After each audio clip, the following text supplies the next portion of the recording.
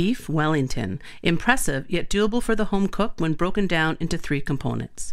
Component 1 begins with Canadian beef tenderloin, center cut to be exact.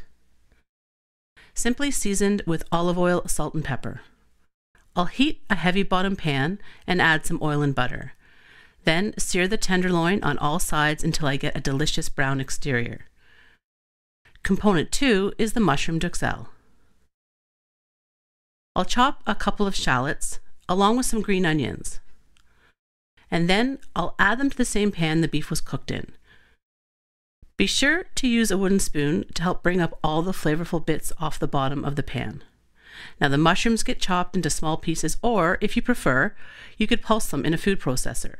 I'll add them in alongside the shallots and cook them down until there is no liquid remaining. Next, I'll slice up some chilled store-bought pate. Now for assembly. I'll lay the pate on top of the beef, followed by the mushrooms, and press it all into place. The last component is thawed but chilled store-bought puff pastry. Flour the work surface and lay the pastry on top. If it comes in 2 sections like mine, work it gently with your fingers or a rolling pin to join the seams. I like to quickly flip my mushroom top beef onto the pastry and then wrap it up so the seal is on the bottom.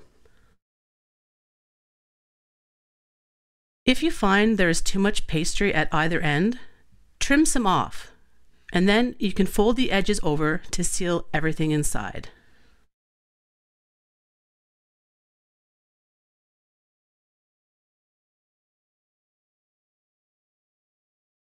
Now, with confidence, I use both my hand and forearm to cradle the Wellington as I transfer it to the baking sheet.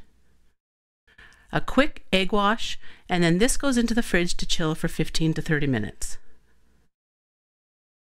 Before heading to the oven, I'll cut a few slits in the pastry, then insert a digital thermometer that's set to my preferred temperature for medium rare.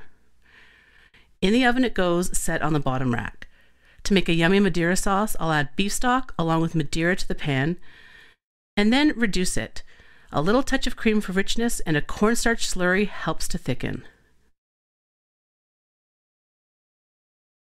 Now, check on the Wellington. If the pastry is getting too dark, tent it with aluminum foil. Once it reaches temperature, remove it, and then let it sit for 10 minutes. Carve this showstopper into thick slices and serve with a delicious madeira sauce.